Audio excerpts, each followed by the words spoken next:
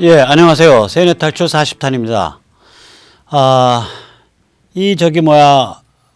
상대방은 지금 굉장히 그 기세도 올라 있고, 권력도 가지고 있고, 여러 가지 힘이 많이 축적이 돼 있는데, 이쪽은 이제 막 제대로 이제 헤매기 시작하는 것 같아요. 이제야.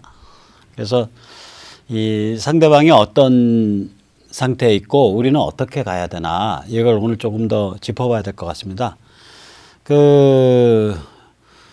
일단 상대방을 저보고 어떤 집단이냐 그러면 저는 수령 없는 주사파라고 부르고 싶어요. 이제 전대업 세대, 한청년 세대 한 10년 터울이죠. 82학번, 길게 잡으면 82학번, 좀 짧게 잡으면 85학번 정도에서 시작을 하고요. 82 정도가 맞다고 봅니다. 그래서 90년대 초까지 가는 학번이고, 이 학번들이 기본적으로 주사파 영향을 많이 받았어요.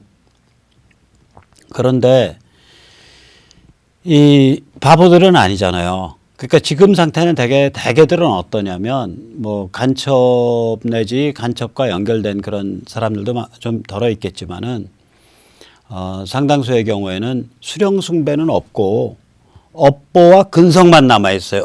어쩌면 그래서 더 힘든지 몰라요. 그래서 엄청난 세와 커넥션을 이루고 있습니다. 이 세대가. 이 세대는 이제 20대 청년 시절에는 혁명을 위해서 김일성을 섬기자라는 그게 기본 이 발상이에요. 그러니까 어차피 혁명해야 된다. 그래, 혁명하면 어차피 북한이란 존재가 있으니까 거기서 도움 받아서 혁명하는 게 좋다. 그러려면 섬겨야 된다. 이런 발상이거든요. 이 발상이 그전에는 70년대나 60년대엔 그렇게 심하게 나타나질 않았어요. 70년대, 60년대에 이제 대표적인 이런 발상의 사건이 통역당하고 난민전인데,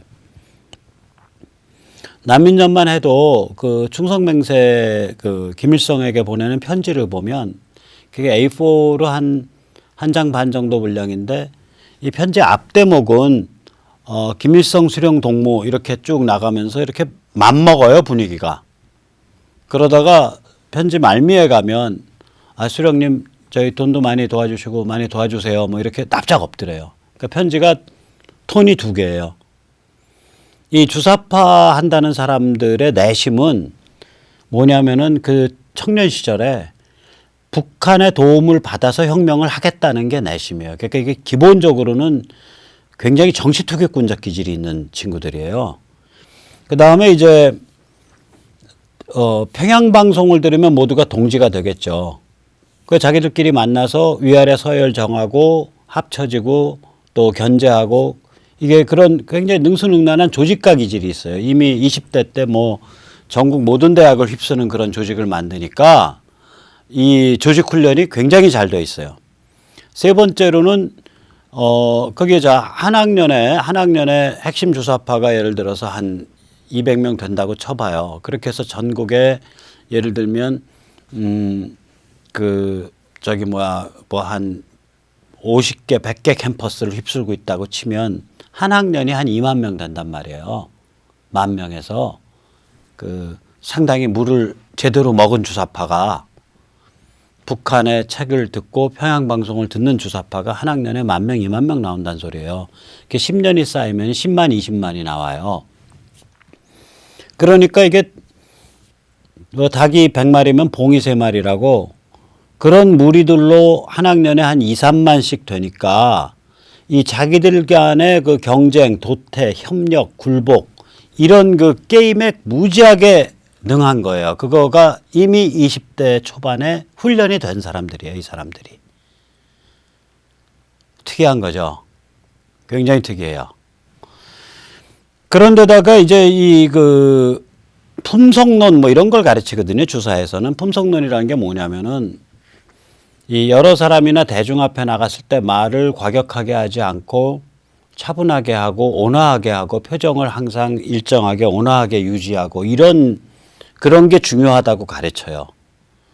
그러니까 이 친구들은 젊었을 때부터 대중 앞에 나가서 취해야 되는 언어와 행실하고 자기들끼리의 그 행태와 언어가 다른 거를 구별을 해서 훈련을 받은 사람들이에요. 대중 앞에 가면 뭐 민족이 어떻고 진보가 어떻고 평화가 어떻고 이런 얘기를 하지만 딱 돌아서서 자기들끼리 문 닫아 걸고는 김정일 장군님, 김일성 수령님 이러면서 얘기가 시작된다고요. 그러니까 이 이중 언어 플레이를 혓바닥을 둘로 나누는 법을 20대에 이미 달통을 한 친구들이에요. 이 사람들이. 자, 그런데 그게 30년 전 얘기죠.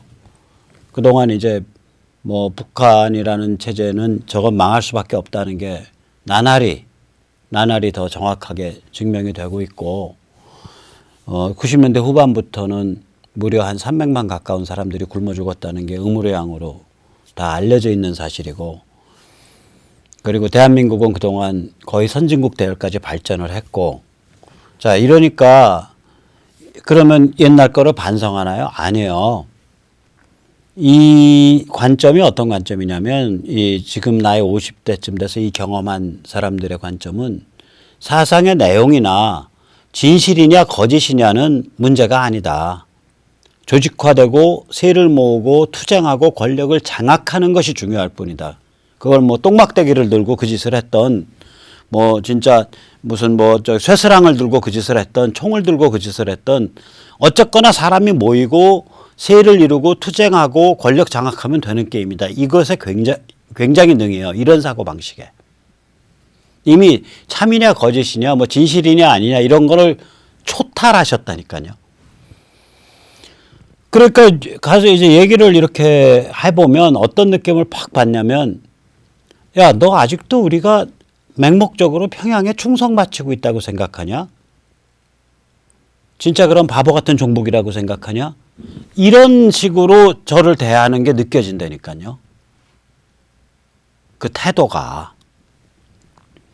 물론 이 중에서 특히 핵심적인 포스트에 있던 사람들은 간첩과 접선들이 있었을 거예요. 또 그 이후에도 계속 간첩의 관리를 받아왔을 거라고요. 그러니까 사실은 간첩망에 속해 있다고 봐야겠죠. 그러니까 결정적 타이밍에 결정적 약점, 결정적 업보에 의해서 조정받겠죠.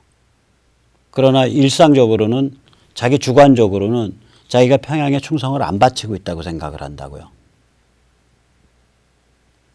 그러니까 굉장히 골아픈 존재예요. 그 심리 상태가. 이게 이제 우리 김승규 전 국정원장이죠. 언제야? 노무현 때 국정원장을 했는데 이 양반이 굉장히 강직한 분이에요. 그래가지고 노무현 때 법무부 장관을 할 때 이 양반이 국가보안법 폐지를 막아냈죠. 그리고 국정원장이 됐는데 참 우여곡절 끝에 됐어요. 본인은 안 하겠다 그랬는데 이 호남 분이고 그러니까 여러 가지 지역 배려 어쩌고 저쩌고 생각해서 노무현이 국정원장을 시킨 거예요. 이 국정원장 돼가지고 이 양반이 대형 간첩단 사건을 잡았다고요. 1심에. 이게 10월 23일 날 1심의 관련자를 체포해서 수사를 시작하니까 25일 날 구속영장 청구했고 26일 날 구속영장 청구한 다음 날 사퇴 요구 받았다고요. 그래가지고 사퇴를 하겠다 그러고 단지 이제 모양새가 강제 해임은 그 모양새가 안 좋으니까 그냥 제 발로 나가겠습니다. 부드럽게 말미를 주십시오. 그래서 열흘인가 뭐 2주일인가 말미 얻어가지고 그때 1심회가 암호화시켜 놓은 파일을 푸른 거예요. 사퇴 시한 하루인가 이틀 남겨두고. 파일을 풀고 보니까 국무회의 자료, 청와대 자료까지 다 넘어가 있는 거예요. 그 1심회 사건은 굉장히 이게 수사가 번졌으면 무지하게 큰 사건인데 수사가 안 번졌죠. 그리고 나서 사퇴해 버렸으니까 수사 못 번졌어요. 그 이제 이분이 그 다음에도 이제 그 국정원 떠난 다음에도 계속해서 자유민주주의를 수호하기 위한 좋은 활동을 많이 하시고 계시는 분이에요. 엄청 좋은 활동을 하시고 계시는 분인데 독실한 크리스찬이고요. 그 소망교회가 많이 돈을 냈죠. 그 여주의 그 기독교 쪽에서 돈 내서 사실상 기독교 쪽에서 운영하는 여주 감옥이요. 여주교도소. 그거를 만들어낸 주역이에요. 일선 검사할 때 여러 사람들 다 설득하고 교계 설득하고 해서 그걸 만드셨어요. 이 감옥 사는 사람들 사이에서는 제일 가고 싶어 하는 데가 여주교도소고요. 그 다음에 두 번째 가고 싶어 하는 데가 영월교도소입니다. 개방형 교도소. 근데 그 여주교도소를 만들어내셨죠. 거기 아마 교도 그 결과도 굉장히 좋은 걸로 알아요. 재범률도 낮고. 자, 이제 이런 그 상대방은 아무튼 이런 그 굉장히 잘 훈련된 한 10년 터울의 그 학번에 걸친 이런 그 청년 시절의 경험을 가진, 그리고 지금도 그때 자기들이 힘을 모아서 수만 명, 수십만 명씩 조직으로 움직였던 것이 인생의 가장 큰 보람이고 희열이라고 뼛속에 박혀 있는 사람들이에요. 이 사람들이. 그때 집단의 세를 이루고 그걸로 사회를 흔들고 부수고 싸우고, 그것에서 사람들이 그런 일을 하면 굉장히 희열을 느끼거든요. 그 희열을 맛본 사람들이고 항상 그 희열을 기본의 머리에 넣고 살아요. 자, 그래서 이런 사람들을 우리 왜 이렇게 그 80년대 중반부터 엄청나게 배출됐냐? 이거는 본능적 반공이 죽었기 때문에 그래요. 85년경에. 그러니까 이제 85년쯤 되면 6.25 끝난 지 한 32년 되잖아요. 근데 이제 예를 들어서 1950년생, 심지어는 50년생 혹은 더 내려가면 45년생 이렇게 되면 6.25를 기억을 해요. 1945년생쯤 6.25 기억하고요. 50년생쯤 되면 제가 1959년생인데 그때도 이렇게 어른들 얘기하는 거 이런 식으로 듣고 있으면은 전쟁에 관한 얘기가 많아요. 6.25 때에 대한 경험에 대한 이야기가. 제가 어렸을 때 들은 어른들의 화제를 기억을 해보면 60년대 어른들의 1960 뭐 한 8년 이래 봐야 68년 제가 9살이니까 만으로 다 기억을 할 거 아니에요. 어른들이 무슨 얘기 하더라. 그런데 68년 이래 봐야 전쟁 끝난 지 15년밖에 안 됐던 때예요. 그러니까 이게 이제 생생한 그 전쟁에 대한 기억이 전승돼서 그것이 사회의 기본 틀을 잡았던 게 1985년경까지 기본 틀을 잡아요. 근데 85년에 사상사건으로 크게 상징적인 게 두 개가 나오거든요. 하나는 깃발이 나오고요. 이게 이제 전두환 정부가 가장 미워한 마르크스 레닌주의 지하 조직이에요. 두 번째는 강철서신이 나올 거예요. 그해 여름에. 이 강철서신이라는 건 박헌영은 미제의 간첩이고 민족 정통성은 김일성 체제에 있다라고 선언한 그런 팜플렛이에요. 다시 말해서 민족 정통성이 김일성한테 있으니까 우리가 김일성 받들어 모시고 이제 내놓고 받들어 모시고 평양에 지원받아가지고 혁명하자 이 소리예요. 이게 전부 그 무슨 간첩에 교육받은 사람들이 만든 게 아니고 그냥 자생적으로 그렇게 선택을 했다니까요. 주사파도 처음엔 자생적으로 만들어졌어요. 혁명해야 되니까 현실적으로 혁명하자. 그러면 북한으로부터 지원받는 게 낫지 않냐. 그게 주사파의 첫 그 시발점이에요. 또 그것과 상관없이 북한은 공산사회 아니야. 거긴 이상한 데야. 진짜 공산주의 해야 돼. 이게 이제 깃발 같은 거예요. 마르크스 레닌주의. 이 둘 다 이때 나온다고요. 1985년에. 또 1985년에 한국 경제는 자립 번영을 향해서 이륙을 해요. 그러니까 그전에는 항상 이렇게 이게 경제가 항상 외환위기에 직면해 있고 항상 원조가 좀 줄어들면은 개고생하고 정말로 예를 들면 79년 같은 경우에는 그 현대건설이 사우디아라비아에서 송금되어서 송금액이 들어오는지 안 들어오는지를 한국은행이 들여다보고 있다니까요. 그 송금액이 빵꾸 나면은 대한민국 부도나니까. 이런 상태가 극복돼서 이제 한국 경제가 딱 이륙을 해서 순항을 하기 시작한 게 1985년 무렵이에요. 그러니까 사람들이 이 무렵부터 미친 듯이 닭고기랑 돼지고기를 먹어요. 왜냐? 닭과 돼지는 사료로 키워야 되잖아요. 사료는 달러가 있어야 사오잖아요. 그전엔 닭과 돼지가 굉장히 귀한 음식이었는데 85년 이렇게 지나면 삼겹살, 돼지고기, 닭고기가 서민 음식으로 딱 떨어진다고요. 이게 격이. 보통 사람이 그냥 먹을 수 있는 음식이 되어버려요. 그게 이제 상징적으로 그런 사건인데, 그래가지고 산에 등산만 가면 저기 어디야, 그 돼지고기 삼겹살 굽는 냄새가 그냥 온 천지에, 그때는 또 삼겹살도 잘 구웠고요. 고추장 불고기도 많이 해 먹었어요. 산에들 가서. 그래 요새는 아마 상상은 못할 거예요. 사람들이. 북한산 같은 데 가면 북한산 전체가 돼지고기집이에요. 그거 이제 YS 때, 그러니까 1990년대 들어서서 산에서 취사하는 걸 금지시켰죠. 그전에는요, 산은 완전히 돼지고기, 불고기판이라니까요. 돼지 불고기판이에요. 그거 그러면 그동안 못 먹어서, 줄여서, 안 해본 거 다 해보는 거죠. 이제 산에 가서 다 구워 먹고. 그러니까 한국 경제가 이렇게 이제 자립 번영을 향해서 이륙한 게 85년경이고요. 그러면서 벌써 무슨 증상이 나타나냐.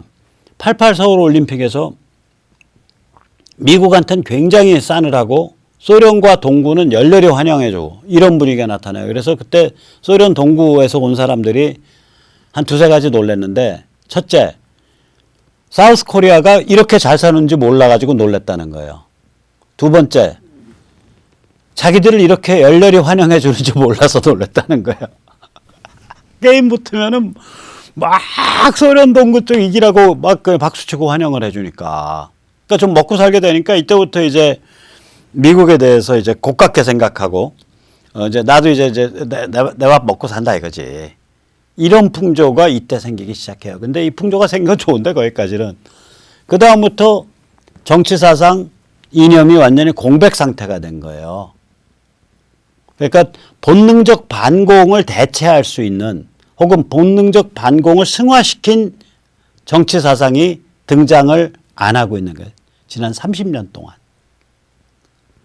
그런데 상대방은 젊었을 때 주사파했고 이제는 수령 없는 주사파, 즉 그 근성과 업보만 걸머진 상태에서 그 커넥션, 그 정치 행태를 더욱더 세련되게 가다듬어서 쫙 한 세대를 차지하고 밀고 나오고 있는 거예요. 이러니 게임이 돼요, 이게? 게임이 안 되죠. 게임이 안 되니까 이런 촌스러운 짓만 하죠. 깡통스러운 짓만. 보수는 완전 깡통이 돼버렸죠. 자, 보세요. 홍준표가 신보수주의를 작년 말부터 떠들었거든요. 근데 이게 얼마나 황당하냐면, 신보수주의라는 게 영어로 네오콘이라는 게 존재하고 있다고요. 존재하고 있는데 그것과 아무 상관없는 얘기를 하는 거예요. 네오콘은요, 굉장히 음모적인 그런 관점이에요. 그래서 그거는 어떤 식의 얘기를 하냐면, 대중이 알아들을 때는 대중의 언어로는 굉장히 상식적인 말만 해야 되고, 우리끼리는 모든 음모적인 살벌한 얘기를 다 해야 된다. 이런 거를 핵심적 명제로 가르치는 그런 학파라고, 이게. 좀 야리꾸리한데요, 여기 네오콘이라는 게. 근데 신보수주의 네오콘이라는 게 이미 존재하는데, 그 단어가 존재하거든요, 정치사상에. 홍준표는 전혀 다른 얘기에다가 신보수주의라고 이름을 박는 거예요. 이게 얼마나 무식한 짓이냐고요. 언어나 사상에 관한 기본적인 프로토콜을 안 지키는 거는 그건 빨갱이나 할 짓이지 우리가 할 짓이 아니거든요. 우리는 언어나 사상의 이름을, 사상의 이름, 사상의 뿌리, 이런 것에 대해서 우리는 정직하고 정확하게 표현해 줘야 된다고요. 빨갱이들은 맨날 그걸 비틀어 갖고 언어 혼란 전술을 쓰지만, 예를 들어서 마르크스의 언어 혼란 전술 중에 대표적인 게 착취아니에요. 그게 이제 영어로는 exploitation이거든요.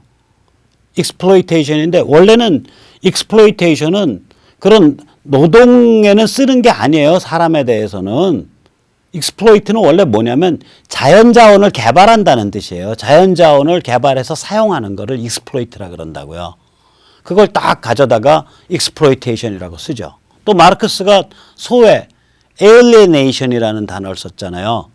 그 소외는 원래는 독일 철학에서 소외는 그런 게 아니라, 독일 철학에서 소외는 뭐냐면 나의 자의식이 강해져 가지고 세계와 구별되는 나를 굉장히 강렬하게 느끼는 상태를 독일 철학의 소외라 그래요. 엔트프렘동. 낯설어진다. 세계로부터 낯설어진다라는 뜻이거든요. 근데 이거는 마르크스는 그 소외라는 개념을 갖다가 언어를 갖다가 자기 멋대로 다른 의미를 또 부여해요. 마르크스가 부여한 의미는 뭐냐면 마르크스의 주장에 의하면 이 자본이나 사회시설 모든 이 사회적 부부 이거는 노동의 산물이다. 이거 노동자의 손을 거쳐서 만들어졌다 이거예요. 오로지 노동자만이 거기에 기여했다는 거예요. 그런데 이게 지금 노동자를 지배하고 있다 이거예요. 그 사람 말에 의하면. 그러면 그 사람 말에 의하면 이 자본이나 사회의 모든 사회시설 이건 전부 과거의 노동인데 이 과거의 노동이 현재의 노동을 지배한다는 거예요. 즉 과거의 나가 현재의 나를 지배하고 과거의 노동이 현재의 노동을 지배하는 상태 이게 소외다라 그랬다고요. 그러니까 이 공산주의자들 무서워요. 그 단어 딱 가로채가지고 전혀 다른 뜻 부여해서 퍼뜨리는 거에 대해서는 무지하게 능한 사람들이에요. 이 사람들이. 아니 홍준표가 왜 그런 빨갱이 흉내를 내냐고요.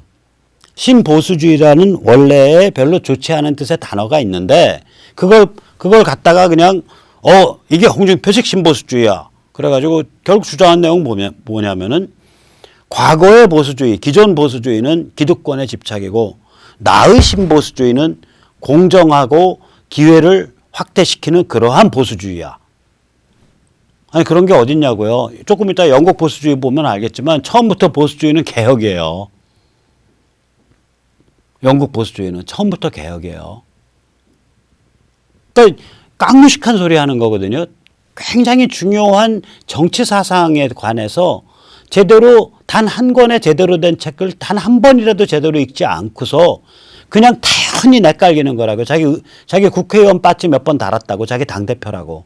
이러면 안 된다고요. 이 싸움이 어떤 싸움인데 한 학년에 10,000명, 20,000명, 30,000명씩 배출이 된 젊었을 때부터 조직과 투쟁과 이런 것에 의한 권력 게임과 이것에 대해서 아주 달통하게 훈련이 되어 있는 약 10만 명에서 30만 명을 상대로 한 싸움이에요. 사회 각계각층에 포진하고 있는. 그걸 상대로 하는데 정치 사상에 대해서 단 한 줄도 제대로 된 책 안 읽고 지 마음대로 생각나는 대로 주워 섬겨요. 정당의 지도자가. 깡통이죠. 김무성은 보수의 통합과 재건을 요새 떠들잖아요. 김무성이 보수에 대해서 뭘 아는데 그 사람 보수 한 번이라도 정의해 본 적 있나요? 조금 이따 다시 보여드리겠지만 보수가 정의하기 만만치 않아요. 굉장히 어려운 거예요 그거. 그리고 나라마다 칼라가 달라요. 김성태는 뭐냐면 이제 그 사람 보수라는 얘기는 안 했어요. 엊그저께 이번 선거에서 진 거는 우편향적 정책과 수구적 대북관 때문에 졌다 이랬어요. 황당한 거죠. 아니 지난 새누리가 우편향적 정책 한 적 있나? 멍청한 정책을 했지. 김성태, 홍준표가 핵무장하고 주장하고 전술핵 주장했잖아요.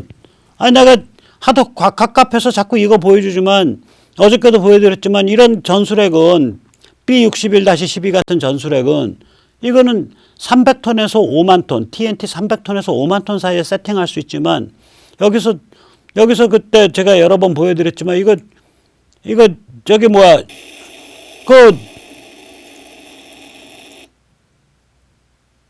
끝에 가서 보듯이 그냥 날아 들어와서 땅속에 들어가서 폭발해 버리니까 폭발력이 파괴력이 폭발력 자체는 TNT 300톤에서 5만 톤에 불과한데 파괴력이 TNT 100만 톤급까지 그러니까 20배 정도 증폭해 버린단 말이에요.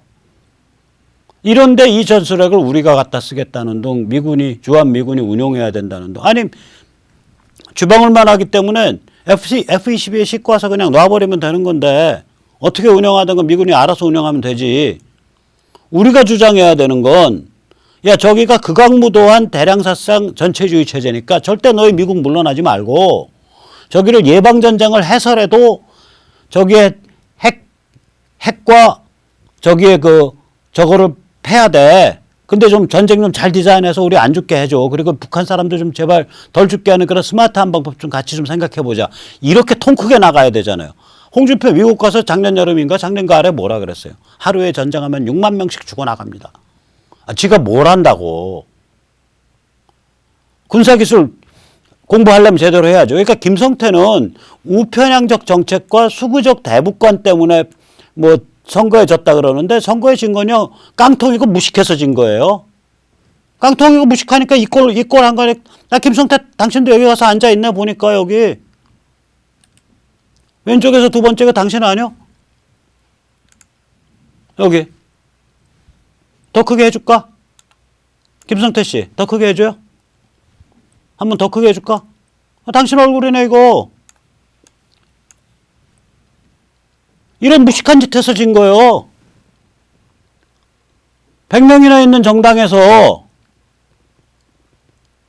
미국 쪽이 어떤 동향이고 지금 북한이 어떤 시그널 보내고 있고 그래서 뭐가 진행되는지 검토되는지 그거에 대한 정보 수집 능력이 하나도 없기 때문에 이런 짓을 한 거 아니요.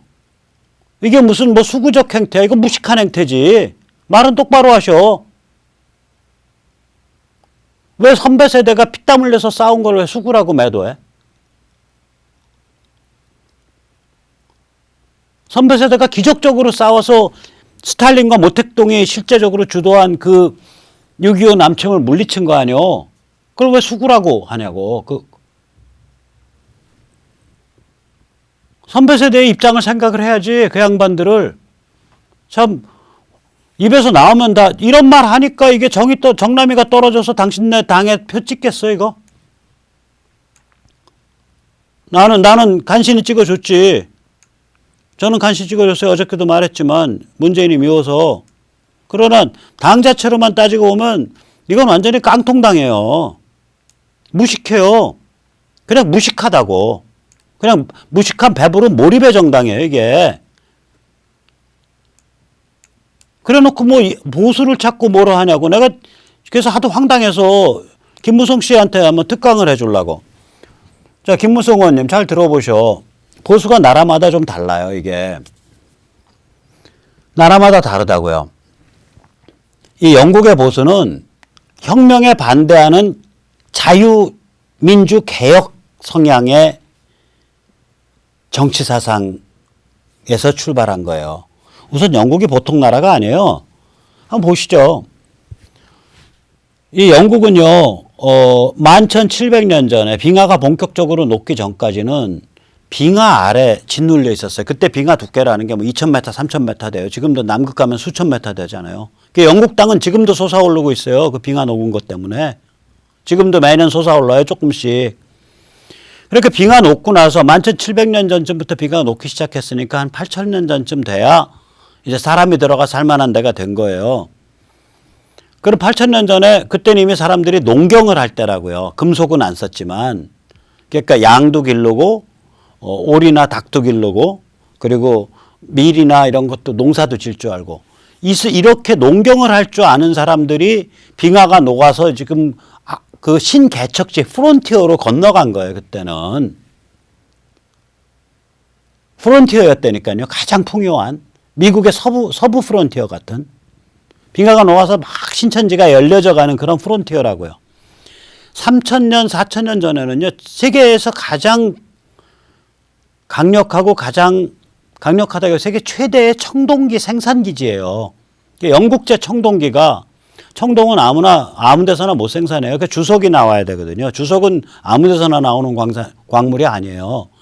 잉글랜드 있잖아요. 왜 요만한 거. 거기 서남쪽 모퉁이가 그게 세계에서 가장 활발한 주석 단지예요. 거기서 당연히 구리도 나고. 그래서 3,000년 전에 영국제 청동기가 이집트 파라오한테도 수출되고 그리스에도 수출돼요. 그러니까 전략 물자를 생산하는 데 아니에요. 그러니까 로마의 시저 케사르가 영국을 정복한다고요. 그 영국 정복한 게 브리타니카라는 정복기 쓰잖아요. 영국을 정복해서 로마가 무슨 영국의 플란테이션을 운영한 게 아니라 호족들이 다 다스리고 그 영국의 본토 호족들이 본토배기들이 다스리고 청동기 생산하게 내버려두고 로마 군영만 군데군데 존재하는 거예요. 우리 여기 그 만주 요동에서 평양 언저리까지 있던 한사군이 그런 스타일이거든요. 그러니까 직접적으로 동화해서 다스리지를 못해요. 그럴 힘도 없고 그러니까 자기들은 군사기지만 운영을 하고 실제 사회가 돌아가는 건 본토백의 호족들이 돌린다고요.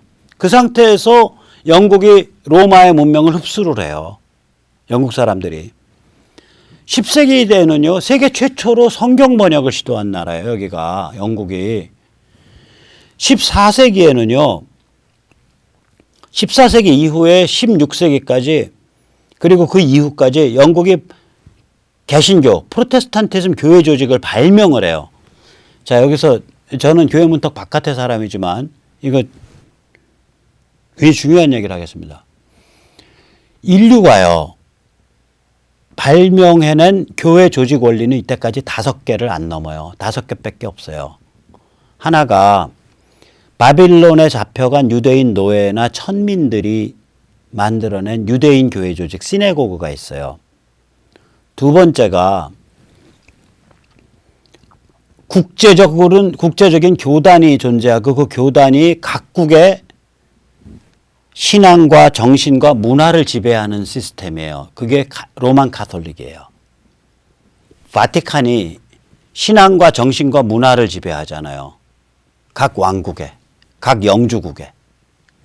그게 로만 카톨릭 방식이에요. 국제적 교단, 그 다음에 각국의 신화, 정신, 문화를 지배하는 국제적 교단 체제. 그게 로만 카톨릭이에요. 그 다음에 세 번째 나온 게 뭐냐면 국가교단이에요. 국가별로 교단을 가지는 거예요.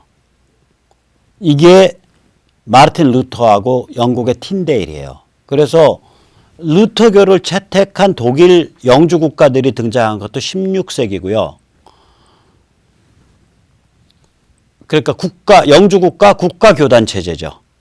영국도 16세기에 영국 국교회, 지금 그게 밖으로 나오면 성공회라고 불려요. 똑같은 거예요. 처치 오브 잉글랜드는 영국 안에서 영국 국교회고 성공회, 앵글리칸 처치는 영국 국교회의 국제 버전을 앵글리칸 처치라 그래요. 성공회라고. 그 영국 국교를 영국인들이 영국 국교를 만들어낸 것도 16세기예요. 똑같아요. 그 다음에 영국에는 그럼 이제 국가교단 체제잖아요. 거기서 안 끝났어요. 영국인들은요, 무슨 짓을 했냐. 정확히 표현하면 이제 잉글랜드 사람들이 아니라 스코틀랜드 사람들이에요. 우리는 같은 영국이라고 생각하지만 브리튼 안에 남부의 잉글랜드와 북부의 스코틀랜드로 나뉘죠. 둘 사이의 지역 감정 보통 아니죠. 많이 싸웠었고 전쟁도 했었고. 그 멜 깁슨의 브레이브 하트가 스코틀랜드 사람들이 그러니까 잉글랜드 사람들한테 반란 일으킨 거 다루는 거 아니에요. 멜 깁슨 영화 그 브레이브 하트가. 근데 다시 이제 돌아가서 보면 그러니까 그 스코틀랜드 사람들 중심으로 우리가 왜 처치 오브 잉글랜드 사람들의 교회를 받들어야 되냐. 야, 교회 신앙 깊은 사람들 모여 우리 동네에서. 자기들끼리 교회를 만들고 목사를 초빙해 와요. 이걸 컨그레게이셔널 회중교회라 그러거든요. 우리 장로교라든지 우리 대부분이 보는 교회가 다 이런 성결교라든지 이런 형태, 침례교라든지 이게 전부 회중교회라고요. 그거 영국제예요. 영국 사람들이 만든 거예요. 정확히 표현하면 영국의 스코틀랜드 사람들이 만든 거예요. 그 다음에 영국이 또 교회 조직 또 하나 만들어요. 조직 원리를. 이게 뭐냐면 민초들이 전 세계적 교단을 민초가 만드는 거예요. 민초들이 교단을 만들고 교단이 교구를 나눈 다음에 목사를 파견하는 거예요. 그러니까 민초에 의한 교단 조직, 교구 체제예요. 이게 뭐냐면은 에피스코팔리안인데 그레스루트 베이스드 에피스코팔리안이 감독교파거든요. 이게 아까 말한 대로 교단이 교구를 나누고 목사를 파견하는 걸 감독교라 그래요. 감독교파인데 이게 영국제라고요. 이게 감리교. 그럼 돌이켜보면 교회 조직 원리 5개 중에 국가교단 체제는 영국인과 영국인의 혈족인 게르만. 영국인들도 앵글로삭슨도 게르만이니까. 그러니까 국가교단 체제는 영국인과 영국인의 형제가 각각 발전시켰고요. 루터와 틴데일이. 루터교와 영국 국교회. 그 다음에 회중교회. 신도들이 모여서 교회를 조직하고 목사를 초빙해 오는 방식. 회중교회는 이거는 스코틀랜드인들이 만드는 거예요. 영국의 북부에 사는 스코틀랜드인들이. 그 다음에 영국 사람들이 그건 북부 남부 안 가리고요. 뭘 또 만들어냈냐면 민초들이 교단을 만들고 교단이 교구를 정하고 교구에 목사를 파견하는 방식을 만들어낸 거예요. 감리교. 그러니까 교회 조직 원리 5개 중에 인류가 이때까지 발명한 교회 조직 원리 5개 중에 3개가 메이드 인 브리튼이라고요. 그게 보통 내기들이 아니에요. 그 다음에 보세요. 16세기에서 17세기에 걸쳐서 아이작 뉴턴이 영국 사람이고요. 우리 이제 탐구 능력 애들 가르치잖아요. 그러니까 과학적인 사고방식, 관찰하고 측정하고 어림짐작하고 추론하고 그 다음에 가설 만들어내고 실험 설계하고 검증하고 이 과학적 사고방식, 과학적 과정, 과학 과정을 만들어낸 게 영국인이에요. 그게 프란시스 베이컨이라고요. 그 다음에 셰익스피어가 영국인이고요. 로크가 영국인이고요. 그러니까 아직 프랑스에서 계몽주의 시작하기 전에 영국은 계몽주의 이미 다 답습하고 끝난 거예요. 로크 때 17세기 때 했으니까 17세기 초에. 이 사람은 이런 사람들이라니까요. 그 다음에 영국이 거의 유일하게 참된 식민지를 만든대요. 우리가 컬러니라 그러면 심을 식자 백성민이잖아요. 백성을 심어야 식민지거든.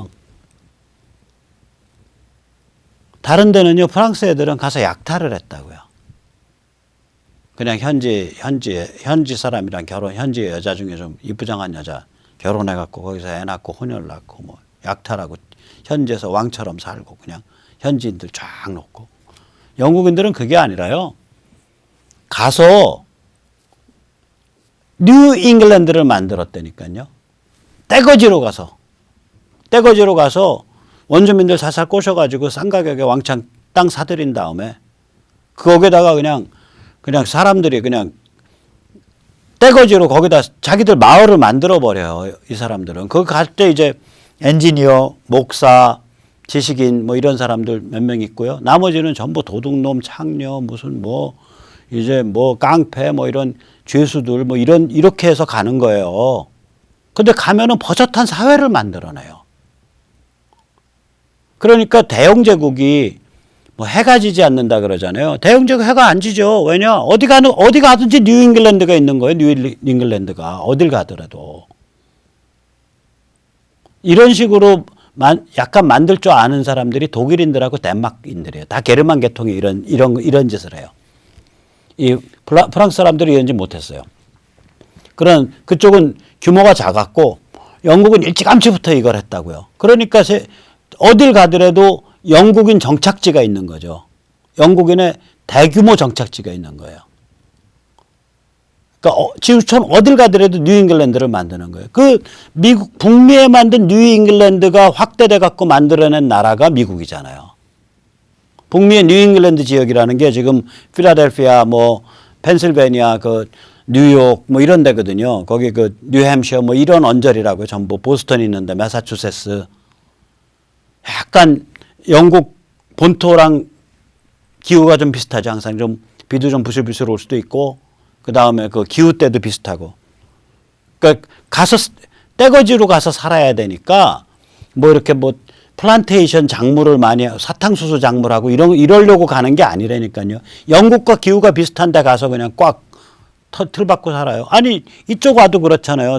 저기 동부해안 그러니까 서부해안 쪽 와도 브리티시 컬럼비아 BC 지금 밴쿠버 있는데 거기 부실부실 비 오고 그 별로 그렇게 좋은 거 아닌데 그러나 땅은 비옥하고 그 다음에 나무 어마어마하게 우거져 있고 그리고 고기 잡을 수 있고 물고기 잡을 수 있고 그러니까 그런 데 가서 그냥 대규모 정착촌을 만들어 버리는 이런 사람들이에요. 이 사람들이. 그리고 거기서 버젓하게 공동체를 구성해낸다고요. 1688년에 이미 사실상의 입헌 군주국이 돼요. 우리요? 1600년대 뭐 했나? 그 누구죠? 소현세자 아버지 인조. 그 세자가 청나라에 잡혀갔다가 돌아오니까 이것이 저기 뭐야 저기 뭐야 물을 잘못 먹어가지고 이게 청나라 팬이 광팬이 됐어. 그래서 세상을 좀 고쳐야 된다고 자꾸 주장해. 야, 인마 네가 그렇게 잘났어 임마. 그 독살해 버렸잖아요. 아들을, 세자를. 거기서 끝났나요? 1600년대 저질른 짓이에요. 이 잘난 조선 사람들이. 거기서 안 끝났죠.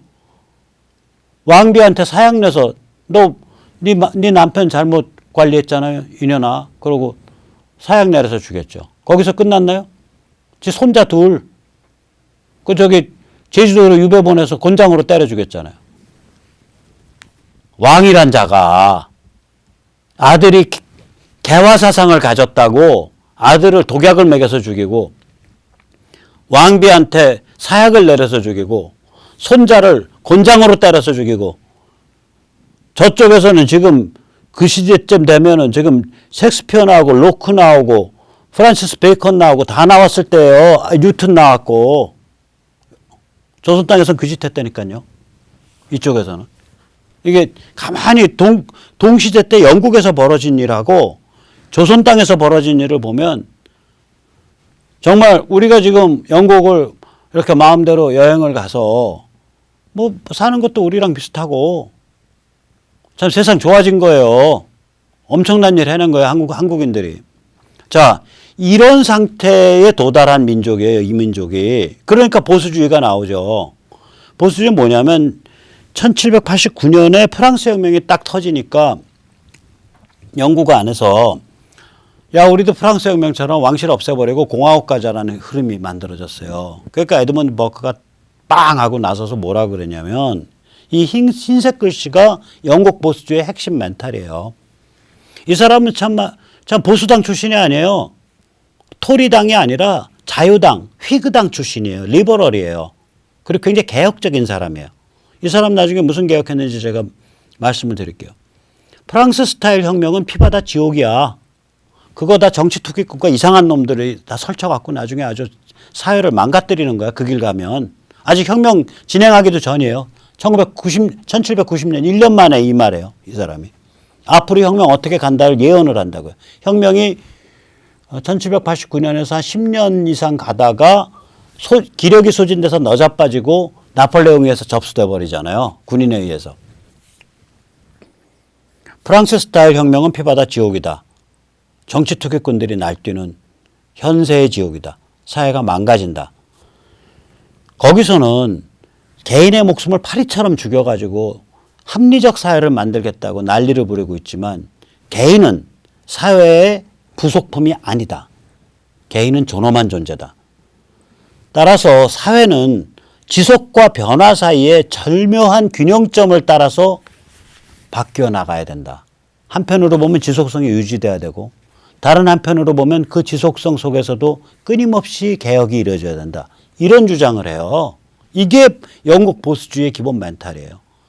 이 사람의 주장을 영국의 양대 정당, 휘구와 토리가 다 받아들인 거예요. 그래서 영국의 멘탈이 완성된 거예요. 무슨 말씀인지 아시겠죠? 이 사람이 어느 정도 개혁적인 사람이냐면 영국의 정당 정치를 확립시킨 사람이에요. 정당 정치 모델을. 두 번째로는 왕실 재정과 국가 재정을 분리했어요. 왕실은 왕실 재산으로 살림하고 국가는 국가로 살림하고.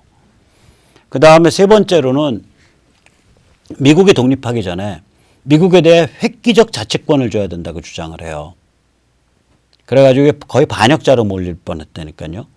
그 다음에 네 번째는 이 사람 평생 인도를 지배할 때 영국이 인도를 정벌한 게 아니에요.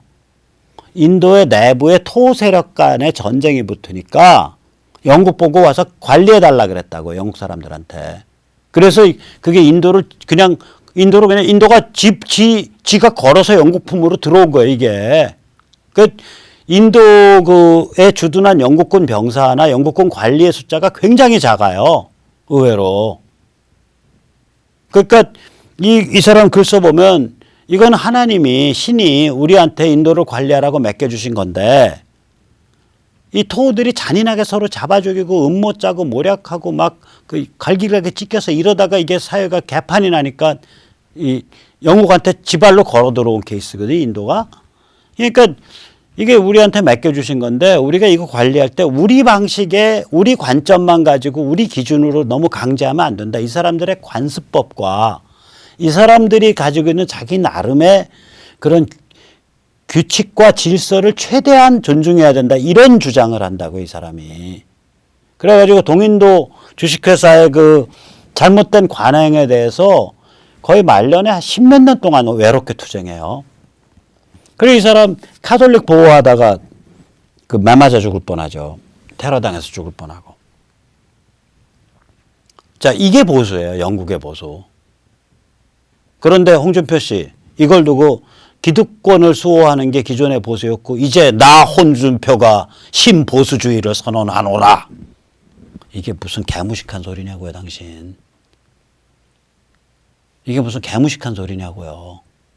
그런 무식함을 갖고 겁도 없이 막 떠드는 그런 아무 소리나 주워 섬기는 것 같고 지금 저 10만에서 30만에 이르는 주사파 경험을 한 저 단련된 한 세대 전체를 상대로 싸울 수 있어요? 꿈 깨세요. 그리고 김무성 의원은 이런 거나 좀 공부 좀 하셨나 몰라. 나 김성태 씨에 대해서 말도 안 할게요. 그 사람은 말할 가치가 없어, 아예. 제가 보면.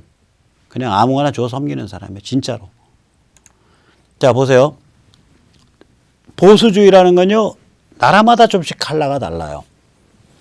미국의 보수는요, 교회가 지역 공동체를 주도하는 데서 나왔어요, 이게. Religion is the most important political institution. 종교는 미국에 있어서 가장 중요한 정치 기구이다. 이때 종교라는 건 기독교죠. 다시 말하면 기독교 교회는 미국에 있어서 가장 중요한 정치적 기구이다. 정치 기구이다. 이거 누가 한 말이냐.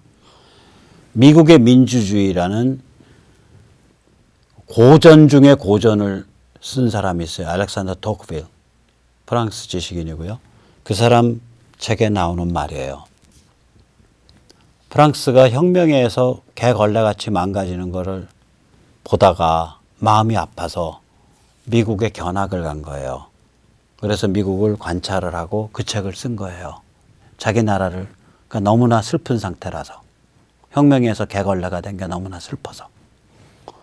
그래서 미국의 민주주의라는 책에 보면 이 구절이 나온다고. 이게 결국 뭐냐면 미국의 교회는 가장 중요한 정치기구이다.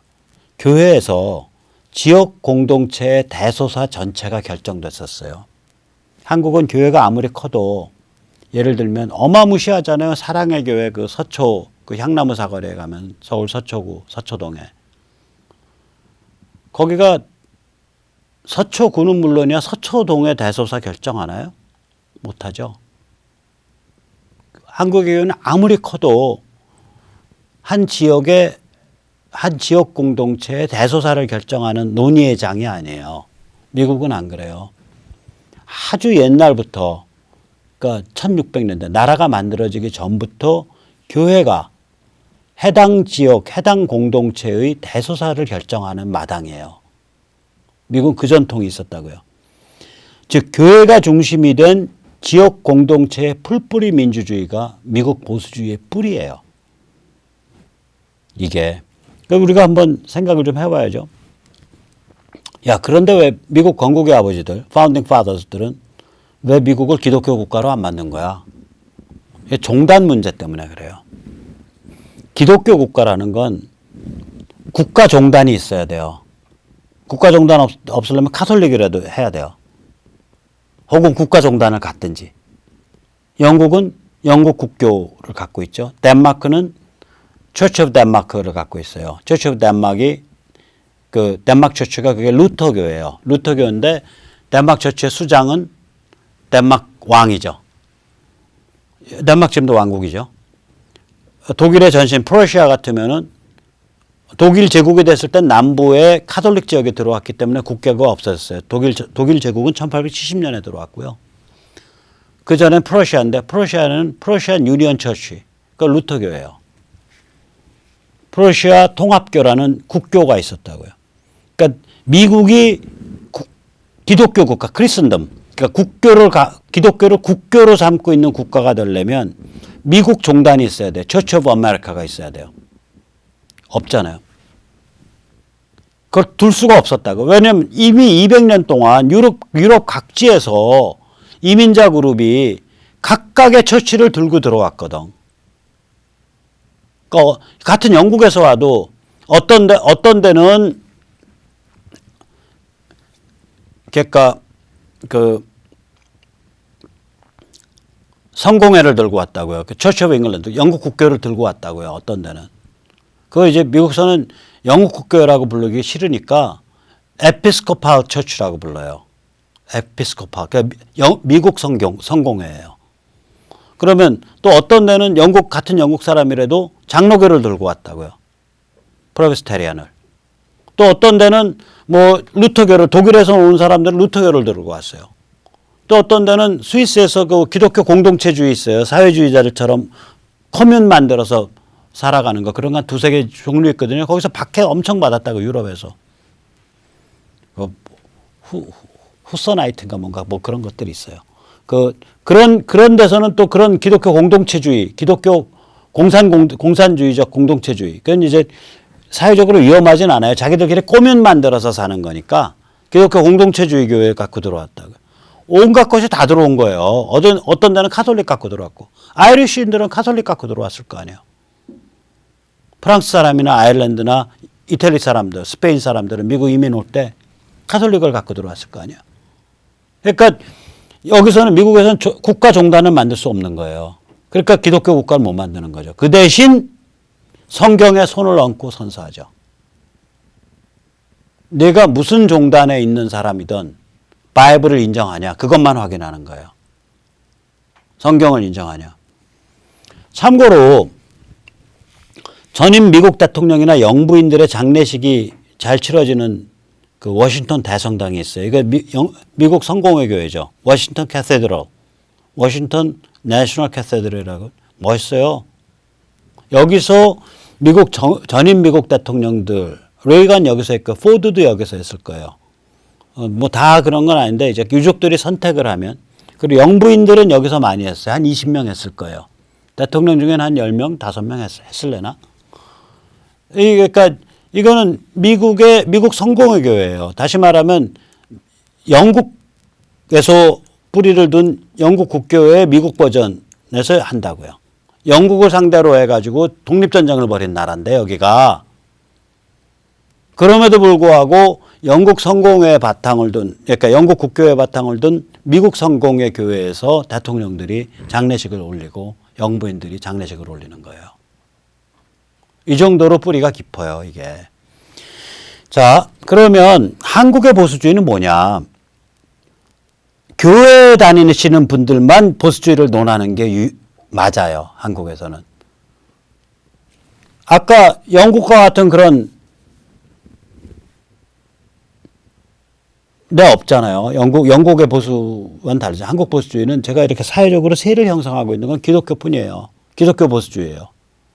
그런 건 기독교 안에서 기독교 분들이 보수주의 하는 게 맞다고요. 그분들 외에는 보수주의 함부로 찾을 일이 못 돼요. 그게 뭔지도 모르고 뼛속에도 안 박혀 있는데. 한국의 기독교 보수주의는 미국 보수주의와 굉장히 DNA가 비슷해요. 교회가 중심이 된, 크리스찬리티가 중심이 된 보수주의여서. 영국은 크리스찬리티가 중심이 된 게 아니라 영국의 빛나는 전통이 만들어낸 개혁파가 혁명에 반대하면서 나온 거예요, 이게. 이 영국의 빛나는 전통, 아이작 뉴턴, 프란시스 베이컨, 셰익스피어, 로크. 1688년 명예혁명. 그 다음에 영국의 아주 특이한 그런 교회 조직 능력. 교회 조직이라는 게 그 교회를 무슨 원리로 조직할 거냐. 이게 어마어마한 조직적 능력이거든요, 이거. 사람들이 공유하고 있는. 이런 거가 바탕이 돼가지고 이런 온건 개혁 성향이 나왔고 이 온건 개혁 성향을 보수도 채택을 하고 리버럴도 채택을 한 거예요. 휘그도 채택한 거예요. 그래서 이게 확립이 된 거예요. 전통으로. 우리는 이 길도 아니잖아요. 우리 이 길에 가장 가까이 갔던 사람은 누구냐면 우남과 박정희예요. 우남 이승만과 박정희 대통령인데 특히 우남 이승만. 박정희 대통령은 나중에 이제 나라가 풍전등화에 가니까 이제 유신을 권위주의를 했기 때문에 이 정치에서는 조금 논하기가 그렇죠. 보수라고 논하기가. 이런 개혁적 민주주의 성향. 이건 우남 이승만이라고요. 근데 우남 이승만의 사상적 전통과 계보가 인정을 못 받고 맥에 끊겨 있잖아요. 그러니까 우리는 영국 스타일의 보수주의가 아니라고요. 그럼 우리 보수주의는 기독교 믿는 분들이 본능적으로 체득한 미국식 보수주의예요. 그러니까 우리 사회에서 보수주의를 논할 수 있는 자격이 있는 사람들이 있다라는 저는 기독교 커뮤니티밖에 없다고 생각을 해요. 사실은. 전 참고로 교회 문턱 바깥 사람입니다. 자, 근데 한국을 한번 보자고요. 한국은요, 이런 영국과 같은 빛나는 전통도 없잖아요. 영국에서 셰익스피어와 로크와 아이작 뉴턴과 프란시스 베이컨이 나왔을 때 여기는 임금이 너 개혁 바람 들었다. 너 이상한 바람 들었다 임마. 그러고서 임금이 자기 왕세자를 독살해 죽이고 자기 그 며느리를 사약을 먹여 죽이고 자기 손자를 곤장을 때려 죽이는 그런 나라였다고요. 여기는. 그러니까 여기는 영국과 같은 그런 게 있는 것도 아니고 그렇다 그래서 미국과 같은 것도 아니잖아요. 기독교 믿는 분들이 기독교 보수주의는 이해를 하지만 현실 세계에서 그 교회가 지역사회의 대소사를 결정하진 않잖아요. 아무리 큰 교회라도. 지역사회 대소사와는 상관이 없다고요. 따라서 이거는 한국은 뭐 그런 종류의 뿌리가 없어요. 여기는 사회가 완전히 해체된 거예요. 공동체의 기본 그 틀이. 그 개인만 남아있어요. 이거 어느 정도 해체됐나 알면 되냐면요. 장례 문화를 보면 알아요. 이 장례라는 건요. 죽은 사람을 땅에 묻는 거는 현생 인류 이전에 네안데르탈 때부터 나와요. 한 20, 30만 년 된 거예요. 이거. 따라서 어떤 한 사회를 봤을 때 저기는 사람이 숨지면 어떻게 묻더라. 그래서 뭐 두세 개의 그런 티피컬한 패턴이 있고 그 패턴을 사람들이 익히고 있어야 되거든. 사람은 이렇게 묻는 거야. 이렇게 모셔드리는 거야. 한국은 그거 익힌 사람이 없어요. 그러니까 뭐가 돼요? 그거 익히는 사람들이 옆에서 도우미로 플래너로 띄워주잖아요. 그게 상조회 아니에요. 장례 문화를 이해를 못하고 있다니까요. 사람들이. 장례 문화 자체를 보고 배운 적이 없는 거예요. 아니 공동체가 어느 정도 빠개졌으면 사람이 숨졌을 때 어떻게 모셔야 된다라는 걸 보고 배운 적이 없냐고요.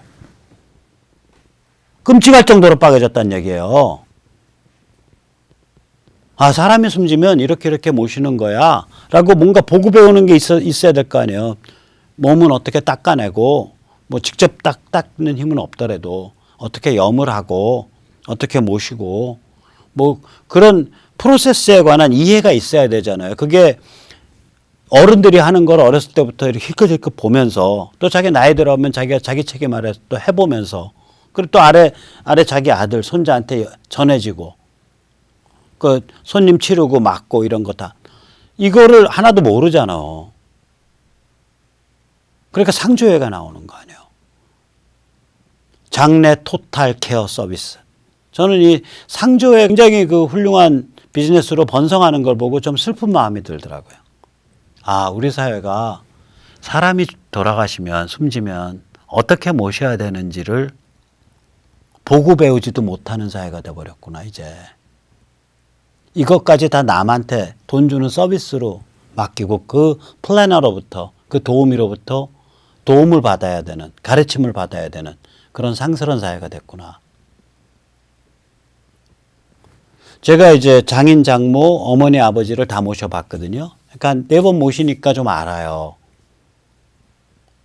근데 보통 사람들은 그렇게 많이 직접적으로 모시지 못하죠. 저는 이제 사회가 큰 사회여갖고 근데 그러니까 이 뭐라 그럴까 참 안 됐어요. 그러니까 사회가 공동체가 이게 해체됐다는 얘기예요. 완전히.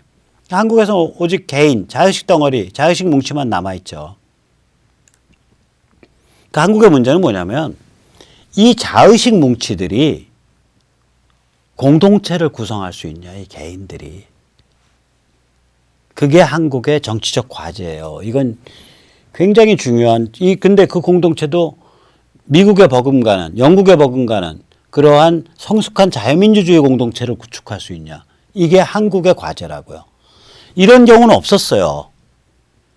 영국이나 미국 아까 보셨지만 단단히 수백 년, 수천 년 세월을 통해서 다져진 기반 위에서 자유민주주의 공동체가 만들어졌다고요. 한국은 이 기반이 송두리째 다 날아가고 존재하는 거는 분산 고립되어 있는 자유식 뭉치들, 개인이라 불리는 자유식 뭉치들밖에 없거든.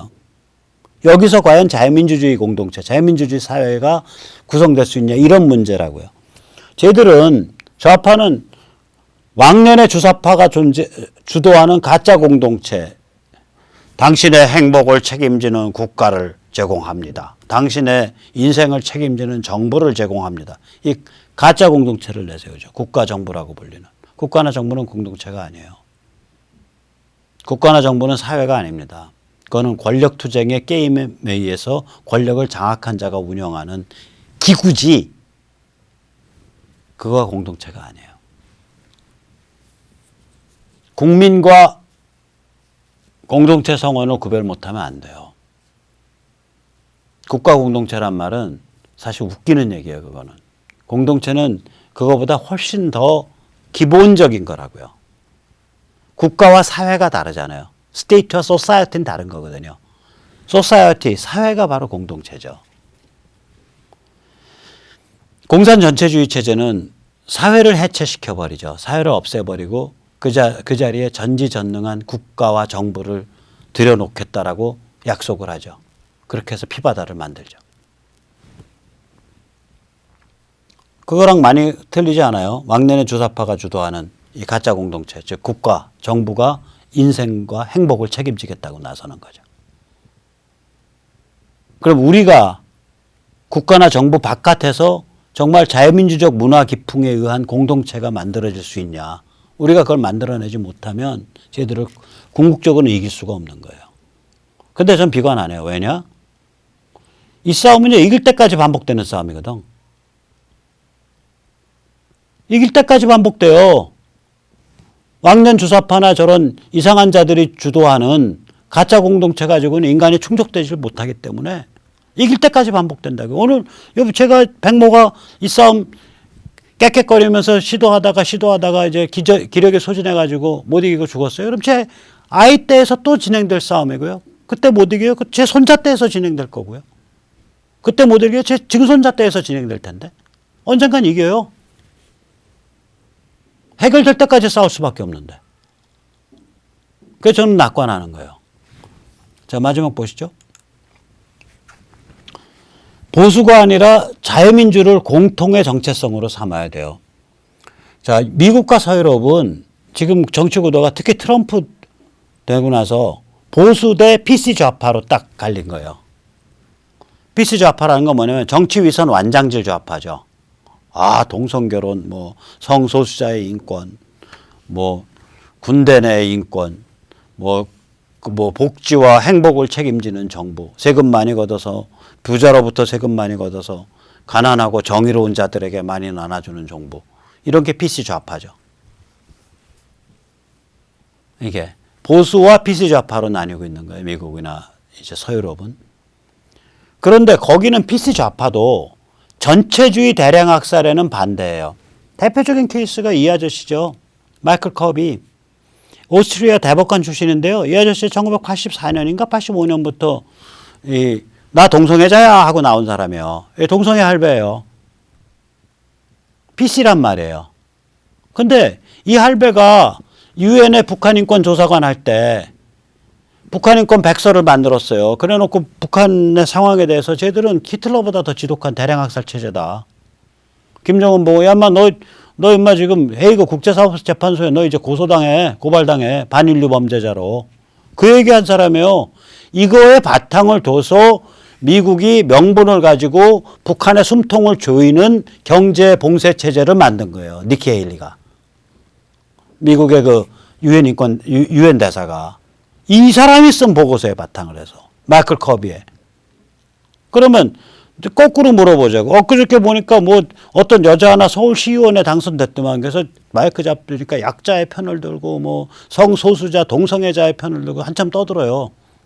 나 그 여자가 동성애자인지 레즈인지 아닌지 모르겠어. 아 근데 왜 거기에 북한 인권 빠져 있냐고. 그렇게 약자랑 동성애자 뭐 성소수자 한다면. 여기는요. PC를 하는 사람들이 전부 친전체주의예요. 여기 여성단체 중에 페미니즘 여성단체 중에 북한의 여성인권 주장하고 북한의 대량학살 체제 비난하는 사람 있나? 한 번도 못 봤는데.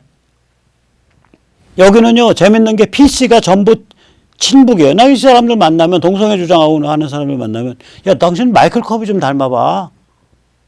그 알바 오스트레일리아 대법관 출신인데 그 84년부터 나 동성애자야, 나 게이야 하고 튀어나온 할배야. 근데 그 할배가 유엔의 그 인권, 북한 인권 조사 그 팀장 맡아가지고 완전히 북한을 그 반인류 범죄 집단, 대량학살 범죄 집단으로 규정하는 그 보고서를 집대성한 할배야. 너 그 커비 할배 좀 닮아봐. 저는 그렇게 말해요. 여기는 PC 한다는 것들이, 죄송합니다. PC 한다는 분들이 친북 친전체주의 성향이라니까요. 대한민국의 좌파는. 아니 지방선거 이기자마자 통일부가 북한인권재단 사무실 폐쇄했더만요. 그 다음날. 그러니까 대한민국의 좌파는 대한민국의 PC 좌파는 이 유럽이나 서유럽이나 미국에 있는 PC 좌파는요. 자유민주주의 체제 안에서 놀아요. 그리고 자유민주주의 체제를 옹호하기 위한 노력을 기울여요. 최소한. 근데 여기는 자유민주주의 체제를 해체하고 약화하고 악용한다고요. 우리가 보수란 이름을 택하게 되면 상대가 PC 좌파가 돼요. 근데 상대는 서유럽이나 미국식의 PC 좌파가 아니라 거기에 하나 더 붙는다고요. 친전체주의, 친북 PC 좌파가 돼요. 따라서 우리는 상대는 뭐냐면 프로토탈리테리아니즘 PC란 말이에요. PTPC예요. 프로토탈리테리아니즘, 친전체주의, political correctness, PTPC예요. 그냥 PC가 아니에요. 그럼 따라서 우린 자유민주를 주장해야죠. 우리 지금 자유민주라는데 꼽아놔야 돼. 그래서 북한이 나중에 평양을 붕괴하더라도 시간을 가지고 거기 전체주의 그 흔적들 씻어내기 위한 어마어마한 투쟁 붙어야 되거든요. 어마어마한 실천 붙어야 돼요. 그때도 계속 상대를 너희 한 번이라도 그때 북한 평양 붕괴하기 전에 한 번이라도 북한 인권에 대해서 비판했어. 너희 그때 북한의 지배계급과 북한의 민초를 구분하고 북한의 지배계급을 강화하기 위한 지원 말고 정말로 북한의 민초를 도와줄 수 있는 지원에 대해서 너희 한 번이라도 얘기한 적 있어? 너희 항상 북한 돕기 운동하면 항상 북한의 지배계급, 북한의 김일성 대량학살 전체주의 사교체제를 강화하기 위한 지원만 얘기했었잖아. 너희는 뼛속까지 친전체주의, 친북이잖아. 그랬었잖아 라고 공격해야 될 거 아니에요. 따라서 우리는 자유민주파라고요. 우린 보수가 아니에요. 상대가 미국이나 서유럽과 같은 PC 좌파라면 우리를 보수라고 규정하는 게 맞아요. 그런데 상대가 미국이나 서유럽의 PC 좌파와 다르다고요. 그거는 껍질인지 뭔지고 실제 내심은 친북이고 친전체주의라고요. 그러니까 우린 자유민주죠. 당연히. 그 전선은 자유민주 대 친전체주의 PC, 자유민주 대 친북 PC가 되는 거예요. 그래서 제가 오늘 이게 기독교에 계시는 분들, 기독교 보수주의 사상을 깊게 이해하시고 그런 분들께 특별히 부탁을 드리고 싶어요. 저는 기독교 보수주의, 한국 기독교 보수주의 흐름 또 그 에너지를 잘 존중을 합니다. 존중하는데 이제 세상에 나왔을 때 교회가 아니라 세상의 다른 정파, 다른 백그라운드를 가진 사람들이랑 같이 딱 어깨를 걸면 그때는 자유민주주의라는 틀을 중심으로 그걸 세상 얼굴로 삼아 주십시오. 라고 부탁드리고 싶습니다. 정말 간절히 부탁드립니다. 그래 기독교 보수주의가 그거 세상 얼굴, 세상 랭귀지를 익히게 되면 무지막지한 기여를 할 수 있을 거예요. 그럼 마지막 부탁드리고요. 그럼 오늘 여기까지 모시겠습니다. 감사합니다.